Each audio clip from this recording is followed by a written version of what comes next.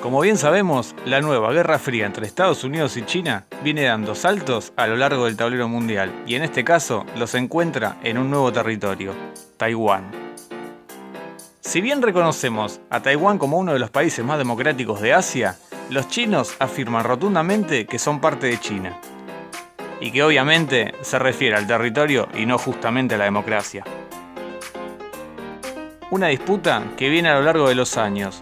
Y cuando ambos países se encuentran en tal dilema, no hay peor situación para el país que reclama el territorio, que en este caso es China, que se meta un tercero en la discusión. ¿Y quién podría indicarse como el tercero? Obvio, Donald Trump, que a pesar de estar lidiando con el coronavirus, y mientras tiene su propia pelea electoral por la presidencia con los demócratas, sí, tiene tiempo para seguir recordando a uno de sus mejores compañeros de aventura en estos últimos años, como es Xi Jinping, y mandarle algún que otro regalito, que en este caso fue en forma de funcionarios. Estados Unidos decidió enviar a Taiwán funcionarios de alto rango, y como era de esperarse, no fue bien visto por China. El jefe de salud, Alex Azar, se reunió con la líder de Taiwán y ofreció a la isla todo el apoyo del presidente Donald Trump. Si bien pareciera una simple visita, por otro lado sería tomado como una reunión histórica, ya que Azar es el funcionario de más alto cargo en visitar Taiwán en 40 años, dejando un claro mensaje. Aunque decir que en China estaban más que enojados podría ser tomado como una exageración, más bien diríamos que en su visita Azar hizo todo lo posible para tocar los temas indicados como para que en China no lo pasaran por alto. Como por ejemplo, declarando y refiriéndose a China como el Partido Comunista culpable del coronavirus. Diciendo que China había tenido la oportunidad de advertir al mundo y de trabajar en conjunto, pero decidiendo no hacerlo y los costos de esta elección se vieron reflejados en el mundo día a día. Y para cerrar las declaraciones, elogiando a Taiwán por su respuesta positiva al coronavirus, dejándolo como un claro ejemplo mundial.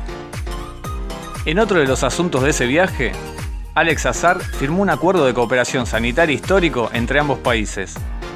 Aprovechando al máximo su estatus de funcionario de alto rango, tuvo reuniones con el ministro de Salud, con el ministro de Relaciones Exteriores, con la propia presidenta y hasta tuvo tiempo de visitar la tumba del expresidente Lee, que justamente fue el encargado de dirigir a Taiwán hacia la democracia, y hasta pudo dejarle un mensaje escrito.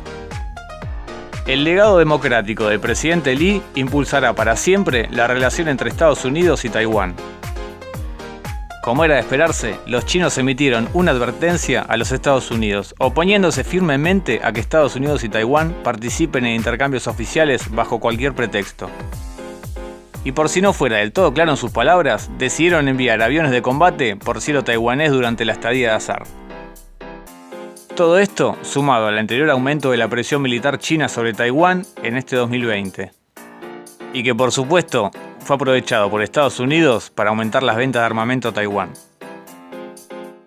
Y por si alguno en Estados Unidos todavía tenía alguna duda sobre la situación entre China y Taiwán, el propio ministro de Relaciones Exteriores taiwanés aprovechó la oportuna visita de Azar para dejar en claro su mensaje. Nuestra vida se ha vuelto cada vez más difícil debido a las presiones de China para que Taiwán acepte sus condiciones políticas. Condiciones políticas que justamente nos convertirían en el próximo Hong Kong. Y terminó agregando que tienen la suerte de contar con tan buenos amigos como los Estados Unidos y agradeció la visita de Azar y su interés en los asuntos. Si bien esto puede ser visto solamente como una mojada de oreja de Estados Unidos a China, que en parte sí lo es, demostrando que puede enviar funcionarios de alto nivel a Taiwán sin que nada malo pase, pero más bien es un acto secundario, ya que lo principal sería aprovechar los negocios con este país, como es el caso de un posible acuerdo comercial entre ambos países.